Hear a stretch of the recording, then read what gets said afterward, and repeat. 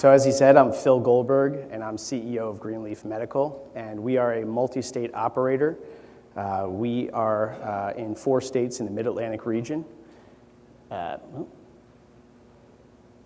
We are in Maryland, Pennsylvania, Ohio, and Virginia. We serve a combined population of 38 million. In Maryland, it's a state of 6 million. We have a 45,000 square foot facility. 20,000 feet of that cultivation space is built out. About 5,000 is office and admin, and we're about to double up our capacity there. By May, we expect to have that online. In 2018, we produced 2 million grams of cannabis out of that facility. We actually have an extraction license as well, so we move a lot of that product to our extraction facility while some of it goes to dispensaries. Right now there's about 72 dispensaries in Maryland that are online out of 102, and our products are in 90% of those dispensaries. And as you can see, we have 63 different SKUs on the extraction side, ranging from vaporization products, tinctures, capsules, and solid concentrates. We are working on retail assets right now. We have a deal that was pending commission approval in Maryland. We expect to hear on that this week or next, and that'll be our first retail location in Maryland. In Maryland this year, we were operational cash flowing for 11 months. Our extraction lab just came online the last 3 months of the year. During that time, we put up just over $9 million in sales with a 21% EBITDA, and we're looking forward to really seeing a multiple on that as we bring that additional cultivation space online. Our 2020 revenue in Maryland is projected at $23 million. In Maryland, right now we've got 70,000 patients that have registered. We expect that to grow to 200,000 by 2022. Maryland has a great law. It allows doctors, dentists, podiatrists, nurse practitioners to recommend medical cannabis. Our 2020 sales are expected to top $275 million. This was the first year that we had an operating program, and we broke $100 million in sales in Maryland. It blew away all the forecast, almost doubled the forecast, which is really positive for us. The next license that we won was in Pennsylvania, and similar to Maryland, in Maryland we were #1 ranked out of 146 applicants for cultivation. In Pennsylvania, we were #1 in our region. Pennsylvania, right now Maryland's our flagship because it's the only location that we have operational. Pennsylvania will be the new flagship. It is a tremendous facility, 274,000 square feet. We actually own that facility outright. We have no mortgage, liens, notes of any kind on that, free and clear. We're just completing a 100,000 square foot build out there. That build out should be done in mid-February with plants in the ground in March. Our 2020 revenue is expected at $45 million. We are in the process of developing retail acquisitions. That's a good shot of that facility that I'm so in love with. The white space there is what we just re-roofed and is ready to go. Pennsylvania has had really exponential growth in their patient base. They're already at 70,000 patients, and they've been bringing patients online for less than half the time that Maryland has. Now, granted, it's twice the population, so that speaks for itself. They do have severe and chronic pain as one of their conditions, which is a key condition to have in order to have a good patient base. By 2020, we're expecting over $250 million in total sales in the marketplace. In Ohio, we won a dispensary license, and we have another one on appeal. The dispensaries are in Warren and Elyria. The one that we have on appeal, we were actually #1 in the region. However, when the state went to sort their list, Ohio had a lot of issues getting their program online, and somehow they put us in the wrong district, and it looks like we're going to win that appeal, but that's still yet to be seen. Our 2020 expected revenue for that dispensary is $3.5 million.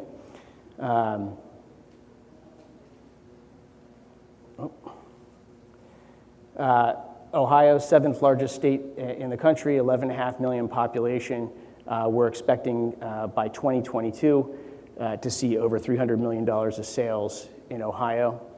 That's a shot of the construction right there. That's probably a month old at this point, so it's really nearing completion, and we're excited to get the ball rolling there. Hopefully we're going to be among the first to be dispensing medical cannabis in Ohio. Virginia is our most recent win, highly competitive, only 5 licenses issued in the state, we were the top scored applicant in the Richmond Health Service area. Virginia's broken up into health service areas, and when I say Richmond, it's not just Richmond, it's Richmond and the surrounding 26 counties and 7 cities that we're the exclusive provider for. It does appear now that we're going to be able to do delivery throughout Virginia, and so we're excited to build that out. We are building an 82,000 square foot cultivation facility. The completion on that is scheduled for beginning of Q4 2019. Our expected revenues in 2020 are $45 million. This is just a shot of some of the construction plans that we're working on right now. Virginia, 12th largest in the country, 8.5 million residents. It's an interesting state. They started out with low THC, where we've been lobbying extensively to increase that, and a bill is just going through the legislature now in their brief short session that they're having, and it looks like it's going to get increased. So we're definitely excited about that and pushing as hard as we can to get that law where it needs to be. And we're pushing that not just for the industry's sake, to make it as profitable as possible, but also for the patient's sake, so that we can treat as many people as possible. Forecasted market size there, 2020, 86 million, and then ramping up considerably as more patients come online and more physicians are writing recommendations. Our financial projections, again, we did $9 million out of Maryland in 11 months with our extraction lab only online for 3 of those months with that EBITDA of 1.9 million. 2019, we're going to get that second phase of Maryland online, and we're going to have Pennsylvania up and operational for a few months of cash flow in 2019, producing nearly $30 million of gross revenue, anticipating 5.5 million EBITDA, and growing exponentially in 2020 when we have all 3 of the facilities, the cultivation and extraction facilities, up and running. We'll be hitting nearly $100 million in gross and anticipating 51.5 in EBITDA. To date, we have had 4 rounds of fundraising in which we've raised $22.6 million. In Class A, we raised money before we ever had a license to position ourselves. In Class B, we raised an additional $7 million to build out our Maryland facility.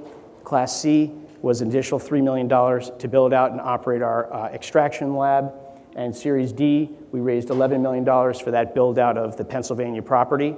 And our capital requirements for all 4 of those states comes right in at $28 million. And that is the reason that we're down here. We want to introduce ourselves to investors and find the right fit, bring strategic partners on board, and really help us hit that $100 million revenue number in 2020. We've got an incredible team, and I know we can do it. I think we've proven ourselves in Maryland, where we have really an incredible brand. And we are heavily advertising and marketing our brand. We have 50-foot wide billboards on I-95 and running through Baltimore City. We're in baseball stadiums. We have a tremendous social media presence. And right now, our valuation is $150 million. We're raising that $28 million. We have initiated audited financials. They've already come through and done their plant counts. I think those audits will be done sometime in February, late February. Now, I have on there that we have a plan to go public in 2019.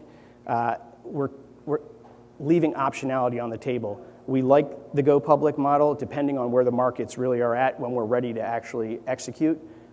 With the markets in such flux right now, it's yet to be determined what direction we're going to go, but we're going to keep that optionality there. and we're going to continue to build out. A shot of our cultivation facility and some of our products. And this is our last slide, but I'll leave that up there while I describe some things that weren't on the slide. One of the things that we're really excited about is our mobile applications and our inventory management system. So aside from just growing and selling cannabis, we are heavy on technology. And so we have streamlined our facility with our applications so that our sales agents can create orders on the fly. It shows up in our inventory in the vault. Our inventory manager fills those. The sales agents know not to bother them until it's done. It's very streamlined. We then open that up to dispensaries so that they are able to open up on iPhone or Android our G-Leaf Live Marketplace, and they're able to see every product as it hits our shelves in the vault. They're able to see the strain names, the product types, the THC levels, the lab test results, everything that has a back and forth between the sales agents and the dispensaries. And what we're seeing is a tremendous increase in sales, and really streamlines our entire sales process. And we've gone a step further and opened up an application for patients so that they are able to identify which products are going to which dispensaries, and they're able to navigate to those dispensaries to pick up those products. And we've seen a tremendous increase in sales. Part of the reason that we need to get this second phase of Maryland online so fast is that our shelves are empty in the vault. As soon as we harvest every 2 weeks right now, and within 3-4 days, the shelves are empty. And with this phase 2, we'll be harvesting every week, and we really need to get that inventory out into the marketplace. With that, I'll go ahead and open it up to any questions, and just let everybody know you're free to grab a card from me and follow up, or fire off your questions. Sure. Yeah, I noticed the 2020 projections that you had up there had a fairly high EBITDA margin. Mm-hmm.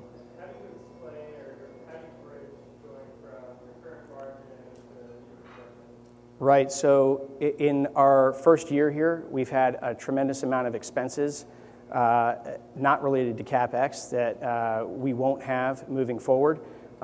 This was, for all intents and purposes, Maryland was our first operation, and we overspent on things like dehumidification that we oversized because we were scared that if we didn't have enough, we would be caught with molds and other fungus and problems. Maryland has some of the highest testing standards in the country. It's very easy to fail a test. To give you an example, the threshold for most molds is 10,000 parts per million. And in Colorado, a similar test would allow for 40,000 parts per million. And so much of what we did was to try to control the environment. I think when people come through our facility and take a look, a lot of them say, this is the mothership of grows. So we overspent on that facility, and we've learned from those mistakes, and we're narrowing down all those expenses as much as we can moving forward. I think Pennsylvania is going to be a great example of how we've streamlined things. And despite having made those errors and learned from our mistakes, we still were able to put up a 21% EBITDA, and I see us being able to grow that considerably.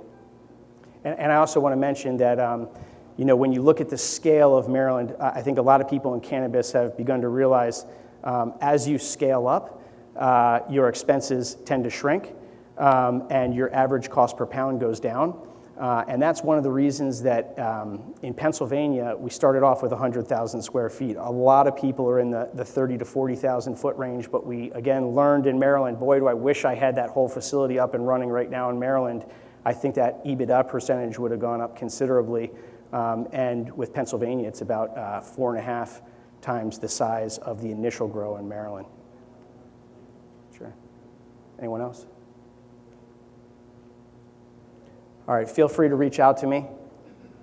Thanks.